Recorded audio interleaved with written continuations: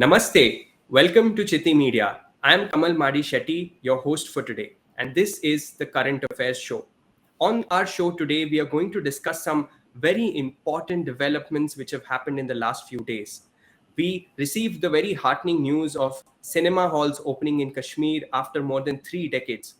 We have seen the ban of the extremist organization PFI by the union government.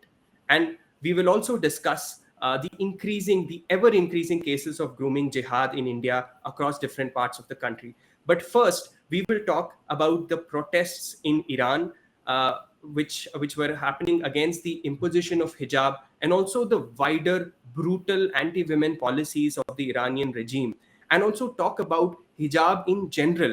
Why is it controversial, and why are the violence against these protesters problematic? And to discuss this, we have a very special guest. She is a very prominent writer, thinker, and someone who hails from one of the most beautiful parts of our country, Kashmir. Namaste, Arshia ji. Welcome to Chitti Media. Namaste, Kamalji. Thank you for having me. Thank you so much, Arshia ji, today for joining us and to discuss some very important subjects. Now, Arshia ji, first of all, I want to talk about what's happening in Iran. More than 76 people have died, mostly women, who are protesting against hijab and also the other anti-women policies of, in Iran. Now, you, Arshia ji, in your own life have seen how hijab was imposed in Kashmir.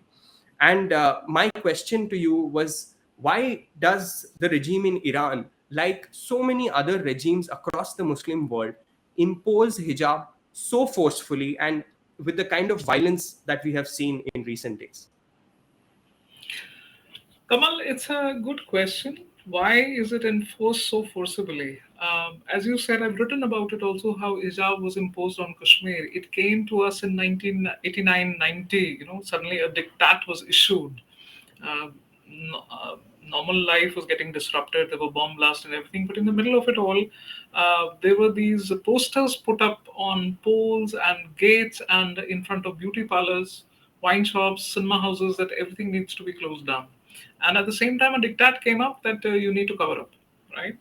To distinguish between Muslim women and Pandit and Sikh women, the Pandit KP women were told to, they have this long earring to make it very prominent, or the tikka. And the Sikh women were told to wear the kada prominently so that they could be distinguished. So, if somebody did not comply by the diktat was from the Daktarani Millat, it's the militant wing of the separatist politicians, they would be attacked. It could be heckling in the public place, it could be acid attacks, and there were one or two news reports about knee capping, where you put a bullet to the knee to a girl who had worn a jeans, for jeans. So it did come to us forcibly. Hence, complete empathy with what is happening in Iran with the women. You have to understand the fact that Iran regime built a whole ecosystem of this enforcement of the hijab. They have something called the mutawayin. It's the morality police. It comprises of both men and women. So these women in black chadar, you can see in the videos, they go around all the cities of all the towns of Iran, and if they see even a strand of hair or an ankle or a finger or something visible, they will immediately go with these buttons that they have, black buttons. If somebody used to protest or show their dissent, they would be immediately bundled off, arrested to the notorious Evin prison.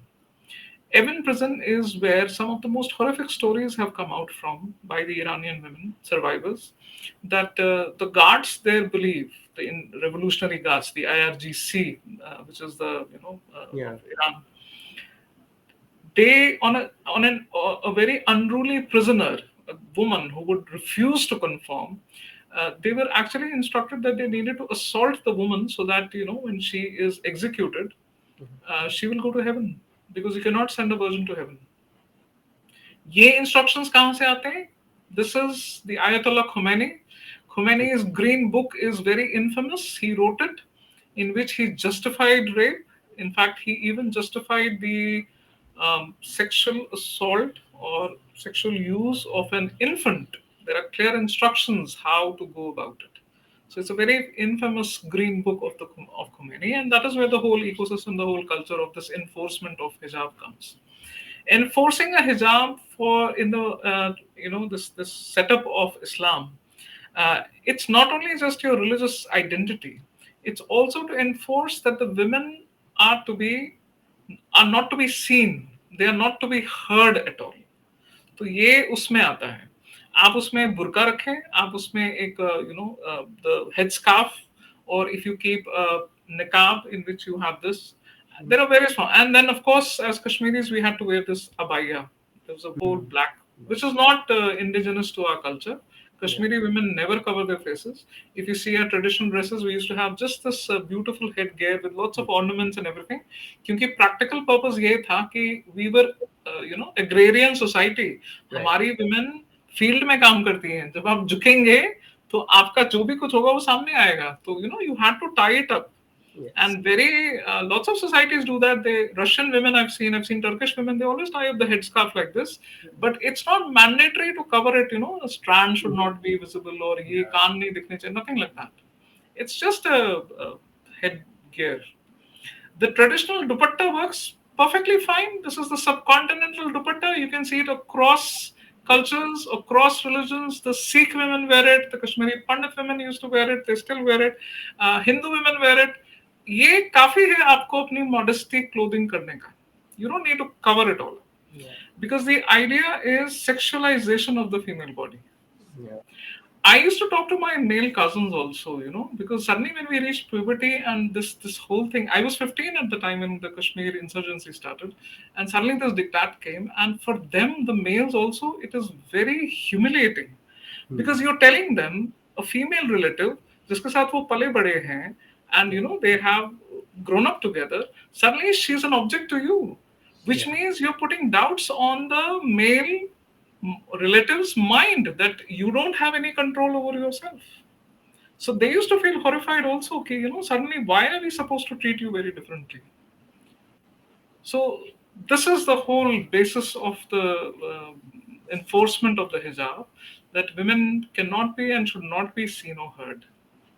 Absolutely. Arshia ji, and in fact, in the recent case in Iran, I mean, the case that sparked these protests, Mahsa Amini, she was apparently not even objecting to, the hijab as I such. believe it was a custodial death, because she just had these two strands open, and they took her. They must have beaten her, and if you really are, any sensitive place, that's what the forensic reports or something say. That's what the reports are coming out of Iran. And then the video shows that she's just sitting somewhere, and there must have been some kind of internal hemorrhaging, because she just collapses. Yeah. Right? So it is a custodial murder, definitely. Yeah. She's taken off, and if you see the videos, if you see those screaming women, dragged by their hair and pushed into those vans, and these protests have now, changed things there. Those vans are no longer visible, they say. Even the Mutwain, the morality police are no longer visible. They're very afraid of the people. But the people really got angry that, this is a Kurdish province, se thi. Iran ka jo ek Kurdish province hai. Kurdish women have been tremendously brave, all along history. And unka jo abhi ka slogan hai, Zin Zina Azadi. That's women, life, freedom. This is the Kurds have coined it. So yes, absolutely. Absolutely. And we hope that in the days to come, their voices are heard, and people respond across the world in a way that they should respond, and with clarity about what exactly is happening. And that leads me, Arshia ji, to my next question, which is, there have been some people here in India who, in my mind, have had a very weird response to these protests in Iran. Now, at this, on one hand, they say, they claim that they stand with the women in Iran, but at the same time, they also argue in favor of hijab in schools in India. And despite very well knowing that extremist groups like the recently banned PFI were actually driving much of this issue in the last few months, especially in Karnataka that we saw. And the Supreme Court is also due to, give its judgment on this, where basically young Muslim girls who did not wear hijab earlier suddenly started wearing hijab. and going in this, which was going against the school's regulations, and that created a huge controversy that unfolded in the way we saw. Um, Arsha ji, what I wanted to know from you is hijab really a choice? No, it's not a choice because what the people that you said are making these false equivalences about the protests in Iran and this Karnataka hijab rule. It's not the same thing. These, I think it started in December 2020. Six girls having absolutely no problem at all these years suddenly decide that they want to wear hijab. People forget that there were other Muslim girls also in that particular educational institute, right? They didn't have any objections. Later investigations turned out that one of the girls had a father who was probably affiliated with the PFI, which has now been banned. So you have to understand why a mountain was made out of a molehill.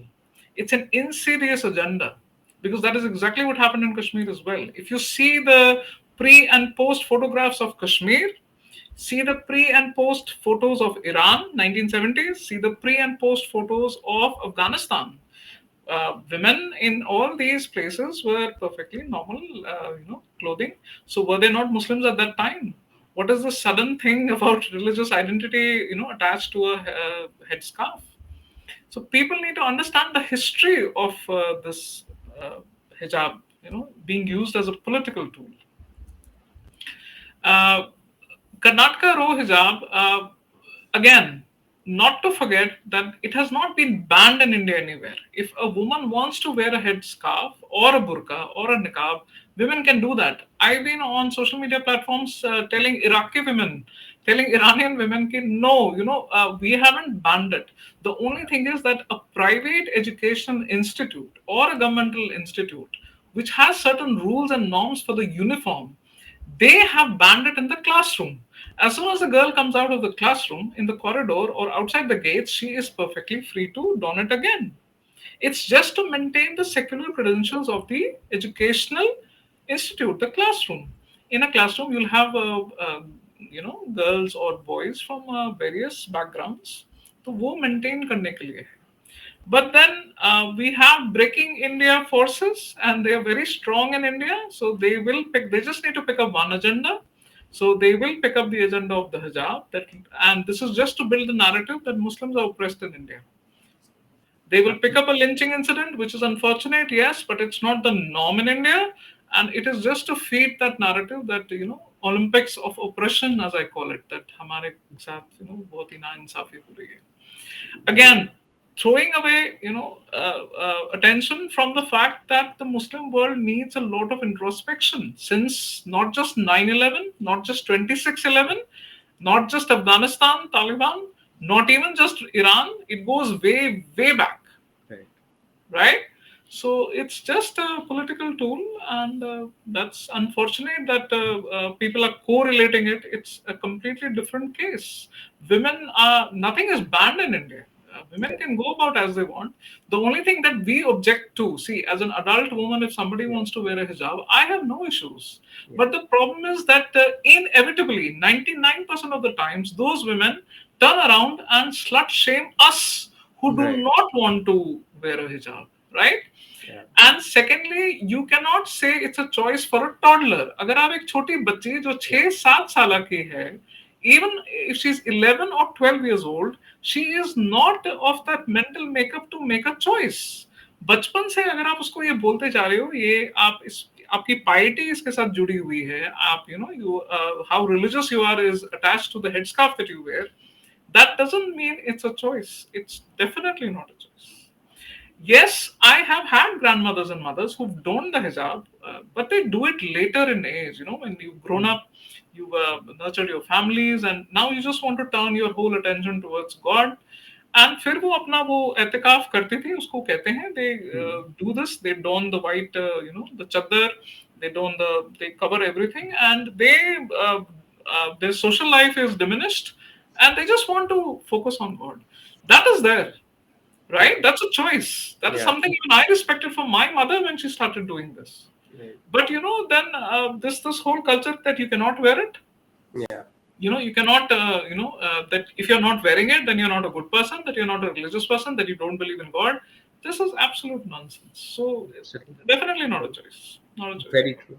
Very I'm true. against even those people. I've heard about incidents in the West where people have gone and just ripped off the headscarf of Muslim women. That is Right. also wrong, Yeah. right? Because you're encroaching on the privacy of a woman, Yes. right? Whatever, however way. But then उसमें फिर वो argument भी है ना कि if she wants to go with certain Western type, Yeah. dresses, you cannot object to her. You cannot turn around and call her a slut, Yes. right? Exactly. Very true, Arshaji, and thanks for sort of putting that in perspective. Because a lot of times in the noise, on social media and in the discussions that we see these days, that nuance is missing. And you mentioned, how false equivalences are drawn, and I wanted to particularly ask you about that because we see that time and again, drawing a false equivalence seems to be one of the most potent ways in which some people create confusion in the minds of ordinary people.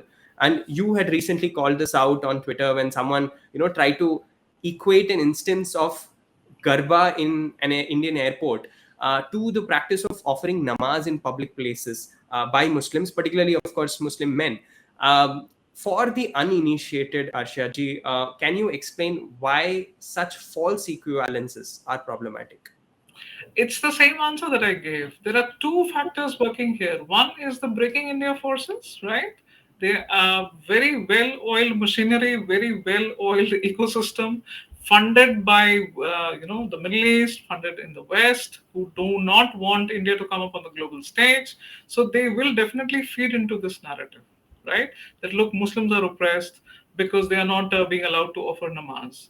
Forgetting the fact that Muslim men do offer namaz on the roads, but then this is more of a display of might.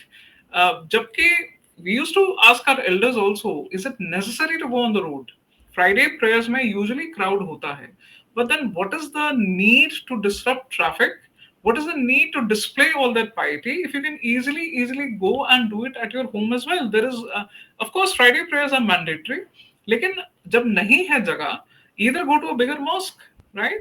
But considering it's the context of India, today it's more of a display of might, and that is what I called out, right? What is It's being used as a political tool as well, right? One is the breaking India forces. The second is this Olympics of oppression that do it deliberately as a provocative thing. Like there was this incident where they say that a woman had been offering quietly in a corner and an FIR had been filed, but then that's it. Now the majority population doesn't trust us, and they feel it's an insidious, encroachment on public places. This ties up with the debate of the Waqf land. This Right. ties up with the debate about other things. So it's seen in that context. Ki why do you have to offer namaz there? Now, Garba for us who grew up in 80s and 90s India, it's not just a religious thing, it's a cultural thing, right? I celebrate Christmas as well. I put up a tree. I celebrate Holi as well, right? Love the colors. We do Diwali. I put up diyas and everything. So I would definitely naturally want to participate in a Garba if I'm a dancer, right? If I want to Yeah. participate in that. But then again, they do not realize the incidents that happened. Now the Hindus are not afraid of calling out Muslim hooligans who do visit these crowded places just to ogle at the girls, which they do with their own women also. ऐसा नहीं है. Yeah. But the Hindu women are the special targets because of the whole context of the grooming thing and everything. So this has to be brought out, Yes. that why the majority doesn't trust this now, this what they call as pseudo secularism, Yes. that all of the onus is on the majority to show secularism, but we don't. Like, I still have this issue that our mosques are not opened up to the Yeah. non-Muslims. Why aren't they opened up? What is it that you're doing there? You can pray in a corner, but if somebody wants to have a discussion or something, they should. I can go to a church. I have never been turned away from a church. I have never been turned away from a temple. I have never ever been turned away from a gurudwara. But I know that non-Muslims are not allowed in the mosques or the maktabs. Yes. That has to change. Yeah. If you can do a PR media thing of gale milna, those ads that come out Eid pe, Yeah. वो open में नहीं है, right? हाँ, वो जैसे कि Hindus में है, you do Yeah. दिवाली पे हम लोग एक दूसरे के घर जाते हैं. I've even sat down for the puja and सबकी पूजा हो रही होती है. मुझे कोई दिक्कत नहीं है, वो प्रसाद मुझे भी ऑफर करते हैं. ऐसा नहीं कि मुझे प्रसाद ऑफर नहीं होता है. लेकिन हमारे में ऐसा नहीं है. We do not have that reciprocity. That has Yes. to be there. So Yeah. that's what the whole issue is about.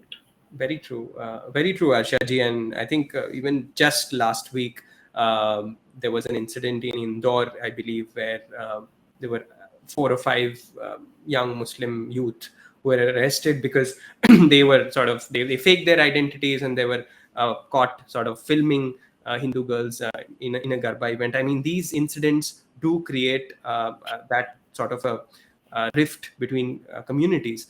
And you also mentioned grooming, sort of jihad. I mean, the sort of conversation around it. And I wanted to particularly ask you about it because for those of us, Shaji, who follow crimes on a regular basis, it is very heartbreaking to see this almost every other week in one form or the other. And we keep hearing about cases where Muslim men have posed as Hindus and then they try to get into a relationship.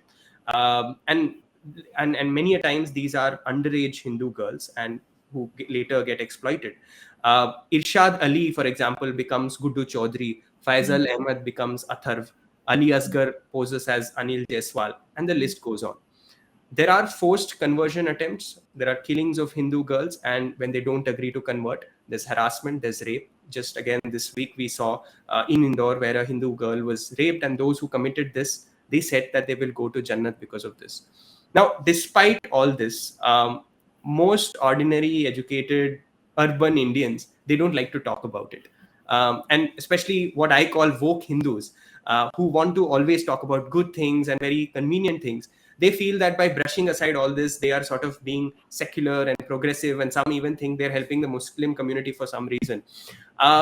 Don't you think that if we ignore this in our public discourse, these disturbing trends, everybody stands to lose?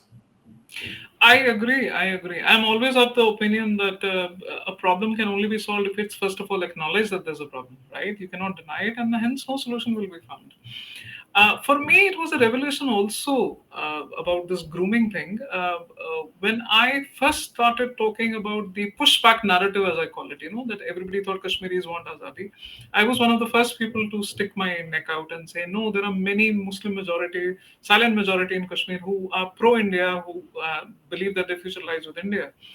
The first people, of course, the Muslims did, the fringe element, jo wahan extremists said, they would oppose it. But the first criticism that I started getting was from Kashmiri Pandit girls living in New Delhi.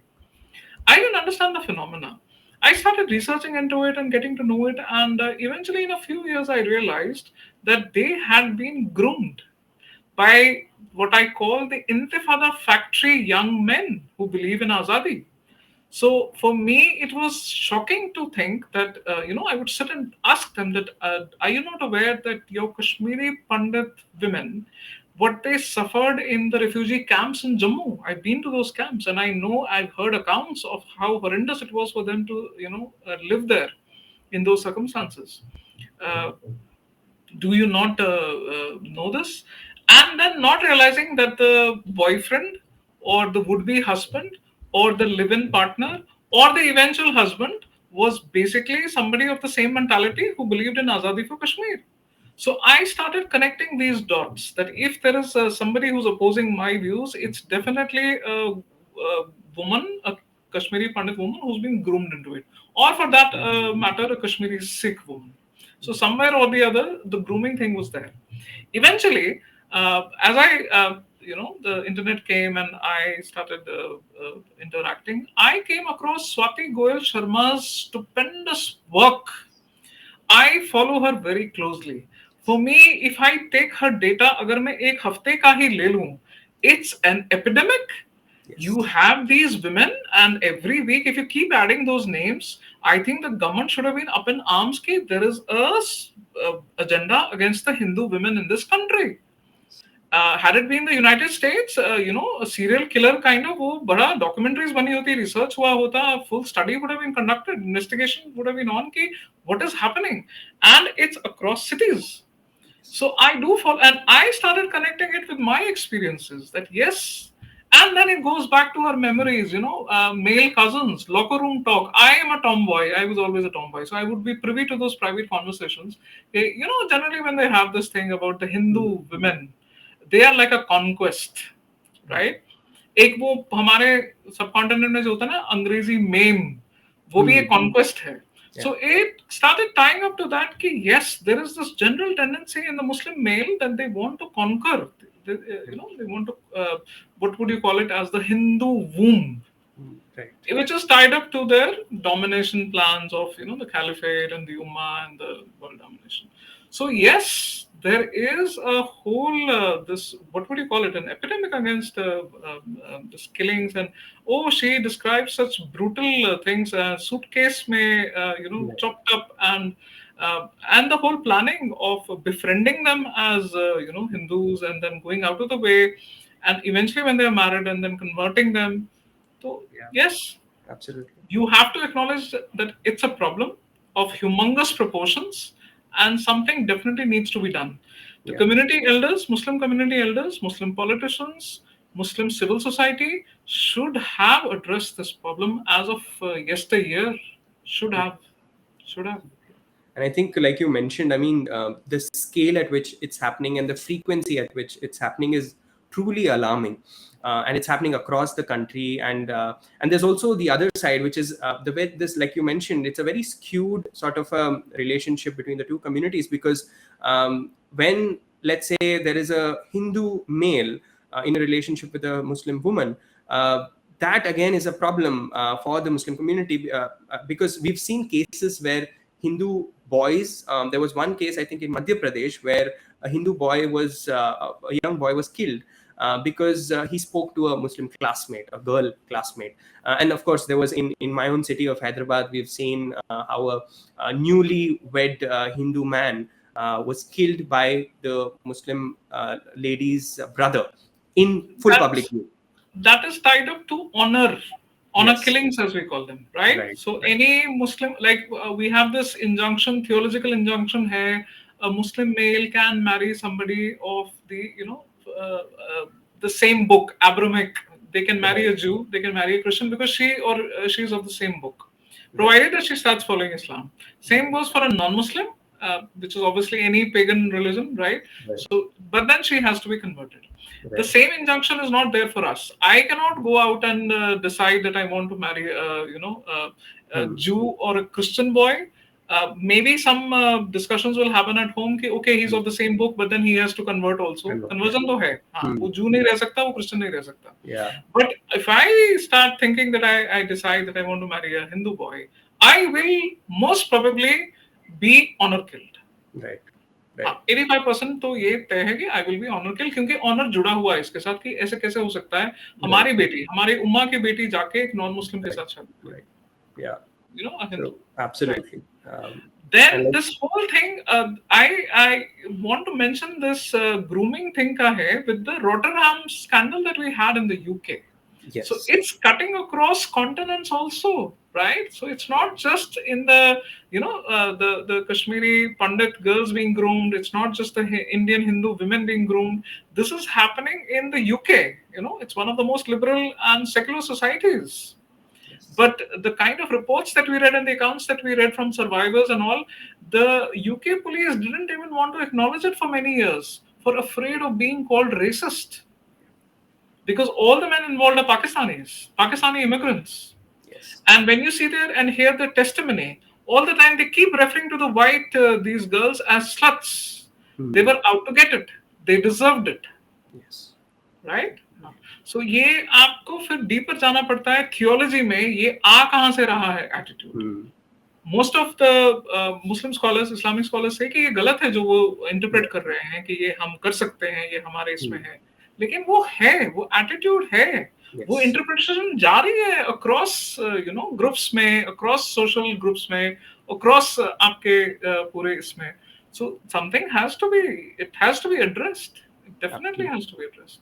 Absolutely. And I think it's very important that ordinary people who are watching the news make the effort to actually track what's happening, because a lot of times these things aren't reported. Especially Arshia ji, I mean, if you're on Instagram, there's a lot of misinformation that happens, and people today get their news from Instagram stories and things like that, and they follow one or two journalists who, of course, are biased, have their own biases, and they don't actually put out these things. But it's important, like you mentioned, to follow journalists like Swati Goyal Sharma and others like Nupur Sharma of India and others who are doing this.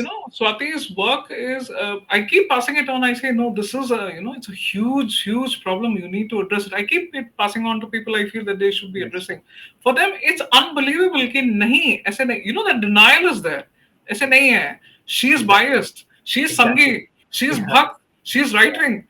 I Yeah. said, even if she is all that, Yeah. the facts are there. Exactly. Numbers are there. Don't you think this needs to be addressed? There is something, there's a problem among the Muslim male. Kuch to gadbad hai. Yes. You cannot just label them as right wing or bhakt or sangi or something and then say कि नहीं ये हमारा problem नहीं है. Yeah.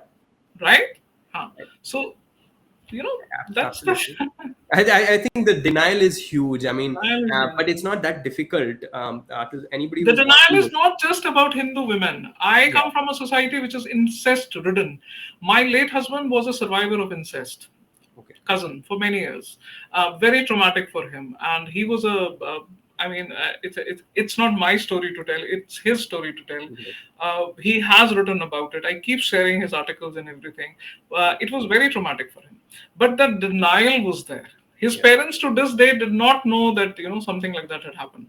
I doubt that his sibling knows about it. I was the only one that he confided to, and of course the psychiatric doctors that had to help him because he had tried to commit suicide 13 times. He was a survivor of that as well.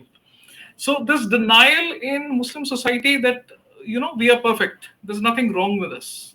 वो denial extend होता है when the Muslim males commit crimes against other groups as well, other communities as well. So this denial is not just about crimes of Muslim males against non-Muslims. It's the denial is there among them also. They will never acknowledge that there is a problem of bachabazi in Afghanistan. Yes. They will never ever acknowledge that there is a problem of incest in them also. Considering that we have this culture of cousin marriages, right? So this is not talked about at all. It is mostly brushed under the carpet. And when a person like me stands up and starts questioning, ki, why would you not acknowledge it? The thing is, nahi, ummah ka, stigma ho jayega. Yeah. Ummah ke upar question aa jayega. Yeah. Do you understand the pitfalls that people like me have to go through? And then facing a lot of flack for it, wo to aap chhod hi do. But this is it. The denial is not just restricted to crimes against non-Muslims. Yes. Even Absolutely. in our society, we don't have any reflection or introspection. Very few, especially in the Indian subcontinent. Very, very true, Arshia ji. And I think media, even the academia, like you mentioned, I mean, social scientists need to start paying attention to this. And of course, the government, which has to look into the rising sort of trend. Maybe it was always there, but at least we know about it now, thanks to social media and digital sort of revolution. Arshia ji, shifting subjects a little bit now. In recent days, the PFI, the Popular Front of India, the radical extremist organization, was banned. And it invited, to my mind, very fascinating reactions, especially among the political parties. So no one really tried to stand with them, but they did a lot of mental gymnastics to, जिसको हिंदी में कहते हैं कि राजनीतिक अपनी रोटी सेकने के लिए तो and one for example, I mean, RJD in Bihar, they said, okay, fine, you ban PFI, you should also ban RSS. Again, an instance of a false equivalence. But one reaction that I wanted to particularly discuss with you was by Asaduddin Owaisi from Hyderabad. His response, basically, he said that, of course, he sort of distanced himself from PFI, but he did what which I think is the classic case of Muslim politicians in India, which is of convincing people that Muslim khatre mein hai. So he said that the government is now going to come after you, every Muslim. So can you tell us about this tactic of Muslim politicians, which is basically perpetuating a permanent siege mentality? It's like a never-ending victimhood. And why do you think that ordinary Muslims should be aware of a game that is being played here? It's a useful thing for Muslim politicians. That is how they've kept the whole Muslim population, which stayed back in India after voting for Pakistan in 1947, in as you said, a siege mentality. Because if they don't do that, they will not get their votes, right? Let me clear up the air first of all. Like I gave an example of a pyramid. Think of the Muslim community as a pyramid. The base of the pyramid is very wide, And I can assure you, Muslim majority, silent majority, they are very assimilated into India. They believe it's their country, it's their nation, and they call themselves as Indic Muslims as well. लेकिन उनकी आवाज उतनी ज्यादा नहीं है. Pyramid का जो top है वो हमारे एक्सट्रीमिस्ट हैं, and they are very loud, very vocal, very well funded, not just from the Middle East, but from the West also, who want to keep India down. I keep saying this. And it seems as if the clamor, the whole, this noise that is coming from that fringe on the top, it seems as if the whole community wants it. Asadin Owaisi, because he said all of this, the media must have focused on his statement. They may not have focused on the three prevalent, prominent organizations, Muslims. Usme ek Pasmanda group bhi hai, there are two others who have categorically said that the PFI doesn't represent us Muslims. It is not their objectives and aims and whatever they are about, it's not us. But very cleverly, since it's proven that they are a terror organization based on the Hamas, right? Owaisi wouldn't have, he needed to distance himself. But then again, connected to not acknowledging that there's a problem, right? Denial. He has to come up with this fact that now they're going to come after you, right? I laugh when people bring this false equivalence कि अगर उसको ban कर दिया तो RSS को भी ban कर. I have yet to see an RSS man go in a marketplace and blow himself up with Allahu Akbar. I have yet to see of an RSS team go and blow planes into buildings. I haven't heard any news like that. If you have, Kamal, kindly do tell me. Right. I have yet to hear of RSS going and throwing gays from the rooftop, which the ISIS did in many regions that they occupied, right? So this RSS ka extremism, okay. RSS ke certain statements, fine. They are there. I have objection to certain statements that certain Hindu leaders do make. मुझे भी objection होती है. लेकिन ये false equivalence करना कि a terror organization, which almost all the Muslim organizations are, वो Al-Qaeda हो, वो Hijab हो, जो हमारा था Hizbul Mujahideen कश्मीर में, वो there is this TRF which has come up in Kashmir, वो PFI हो. If you see some of the speeches and some of the agendas and manifesto that they have, right? So this siege mentality plays very well into Muslim politicians because it's the only way to keep the masses under control. Our whole theology, we don't have any free thinking space. There is no critical questioning. It's not encouraged. There are areas I cannot go into as a Muslim. I am not supposed to question, right? How will masses be kept under control? And ये बड़ी funny सी बात है क्योंकि इसके बारे में left को ज्यादा पता है, राइट? टोटलिटेरियनिज्म क्या होता है, फाशिज्म क्या होता है, लेकिन मुस्लिम्स में जो फाशिज्म है, जो पॉलिटिशियंस करते हैं, उसकी बात कोई नहीं करता. So it's a tool, it's a political tool. This is what happened in 1989 as well, when the Rushdie book came out कि इस्लाम खतरे में है. Anytime Charlie Hebdo does this thing, इस्लाम खतरे में है. हमारा तो बेसिक क्वेश्चन होता है, your faith can't be so weak that it is वो पूरा हिल जाता है with a cartoon, with a book, with music, with dance, with even 2 strands of hair visible. How is your faith shakeable so much, right? It's a political tool. It will always be used, and as long as there are masses who do not read, who do not go to their own scriptures. I mean, it's in the Arabic language. I do not understand it. I can recite it. I remember it. I have no idea what it means unless and until I read the translation. वो चाहे आप उर्दू में, हिंदी में पढ़ो या English में. मैंने तो इंग्लिश ट्रांसलेशंस पढ़ी है. And then sit with a Maulvi and question him. I would really love to sit with a Maulvi and question him कि, okay, you do tell me that the martyr is supposed to get 72 hurs, right? Is the woman martyr also supposed to get 72, something like that? I have been beaten for asking this question by my Maulvi in my childhood, right? And then to even go to the extent, since I'm a researcher, I've come up, I know it's not hurs, it's not virgins. A Syriac Aramaic reading of the Quran says it's hura, which means white grapes, which used to be the food of royalty. So since religion is always taught in parables, जैसे Jesus भी parables में पढ़ाते थे, stories में पढ़ाते थे, तो किसी ना किसी ने ये story बोली ही होगी, right? कि मार्टियर के ऐसे 72 grapes मिलते हैं जब वो heaven जाएगा. And the translation, I can go into this area as well. But वो space कहाँ है वो questioning का? वो critically thinking का वो question नहीं है, where you would start really bringing it down to these theological debates and lines from there and the verses and problematic verses, putting it out there and questioning, you will be termed the same thing as it comes in the siege mentality. This is a munafik, they call it hypocrites. This is an apostate. This is a murtad, that he or she has left Islam. This is there is takfirism, we call it. This is, he's not a true Muslim. That is what we call as takfirism. Immediately you don't want to answer, you say no, you don't know anything, you haven't read it, you haven't studied it. So this all is tied up to the siege mentality. Since you're not allowed to question, you will not question the Muslim leader. And if you now study the history of Islam in India, you will see it has been there for centuries.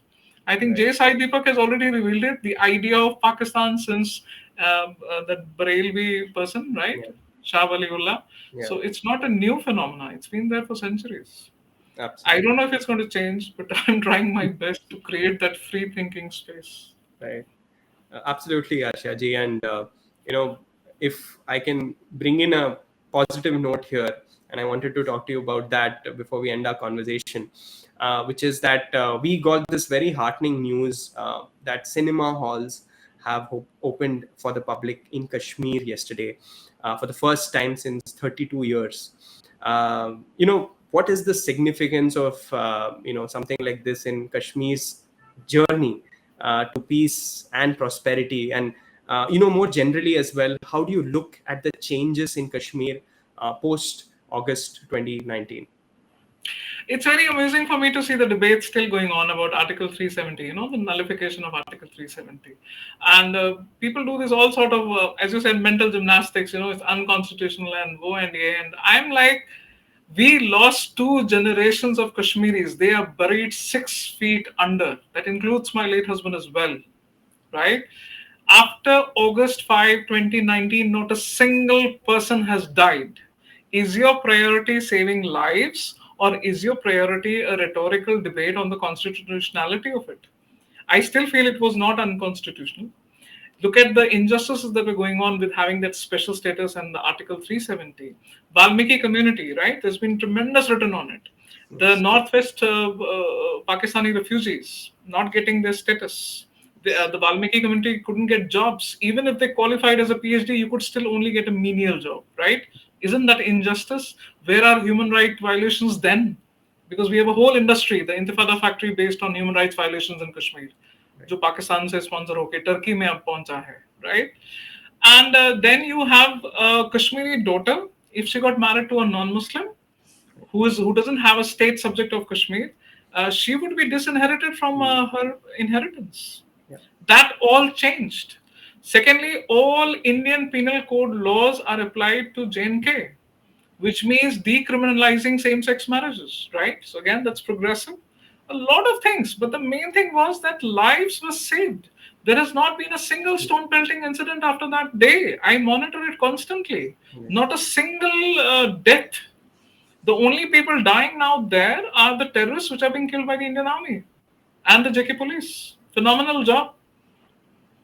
So anybody still getting into this debate, and then look at the developmental works, which is obviously there. Every country has to develop, but वो सारा ठहराव आ गया था. 30 years के लिए we couldn't do anything.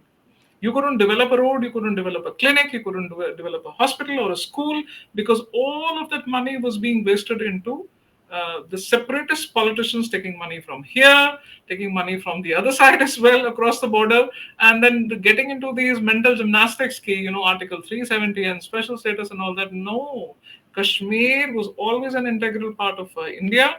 We had this proxy war from Pakistan across the border, which we call the unfinished business of partition. हम लोग भी उसमें pawns बन गए. And काफी time लगा, about 2 decades, to understand what is happening. And I'm so relieved. I was assured that any party which would think of nullification would be committing political suicide. Years ago, 2013 में मुझसे कहा गया था कि नहीं, कोई पार्टी नहीं, किसी में इतना जिगरा नहीं है. But then they did it. And I feel that India is always going to be a soft state. हमारा ethos ही ऐसा है. हम बहुत ज्यादा लिबरल हैं, चाहे कितने भी हम लोग सोशल मीडिया पे डिबेट करते रहे. We are never going to be fascist. ये हम पे नाम लग चुका है, but we are never going to be that. So India is never going to be a hard state, like Russia is. tackling the jihad problem in Chechnya, like China is. It's never going to do that. हमारा ethos ही वैसा नहीं है. So this nullification is one of the soft approaches of Kashmir, I believe. They are very softest on issues. This is a soft approach. Banning the PFI, again, I feel is still a soft approach. They can go hard. They are not going to do that. We don't have it in us. वो है भी नहीं हमारा. क्योंकि ये जो सारा आप ब्रेकिंग इंडिया का ये देखते हैं narrative, I am like how are this people operating, and then you realise that they have very jet setting lifestyles and everything, right? And हम लोग जो कॉमन पीपल होते हैं, हमें तो we eke out a living, we are middle class people and we have our day jobs and everything, and उसके ऊपर हम फिर ये नैरेटिव भी टैकल करें, right? So India's this article nullification of Article 370, we had this 1947 May. I tweeted about it also, that Kashmir acceded to India in October 26, 1947.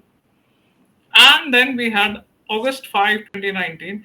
बीच में जो भी interlude हुआ है, that is going to be a blink in history. Nobody's going to remember it. Nobody's going to remember the 2 generations that we lost. Nobody's going to remember these 30 years. Nobody's going to remember that the Kashmiri Pandits were thrown out of the valley. I doubt they're ever going to come back. I wish they do, but I'm very realistic. They've lost a culture. हमारा जो सारा social fabric है, that was torn. I think irreparably. I don't think it's ever going to be repaired. There's a permanent fault line now. But lives have been saved. Children can go to school. There is no crossfire incident, no grenade attack. Once in a while होता रहता है. But the Kashmir police, JK police, is taking care of it nicely. And that's what the priority should have been all along. Saving lives. Finishing this insurgency. This cross-border sponsored terrorism. Right. That was the priority. Absolutely. And it's done now. Kashmir is integrated fully. Yes. And I think what is left is the hearts and mind. Yes. What is left is the hearts and mind. And as you said, cinema hall is open. So that's one of the steps. I think the train is being, we are being connected to the mainland. And lots of other development works are happening. I keep an eye on it, and I keep seeing. And so far, there's been a lot of positive news. Yes. And I think the international community really needs to understand the significance of the changes that are happening in Kashmir. Because otherwise, I mean, if they continue to sort of buy into the Pakistani narrative or the narrative of certain vested interests, they're going to completely misread what's happening in Kashmir. And if anything, I mean, it is about making these changes more entrenched and helping establish that kind of an environment where people can flourish, and also safeguard Hindu and Sikh minorities which have come under attack even after August 2019. I think that is what should be the priority going forward, so that there is true peace and prosperity in Kashmir. Arshia ji, thank you so much for joining us today. It's been fantastic to hear all of your insights on the variety of topics, and we hope to have you again very soon.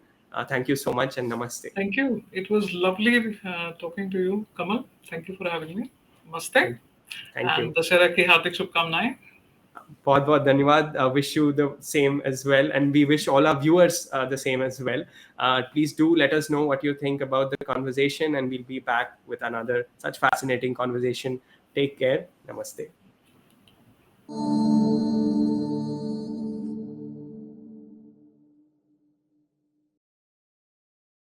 Please remember to subscribe to us and switch on the notifications for this channel.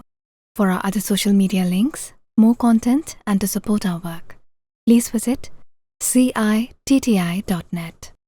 Dhanyavad. Namaskar.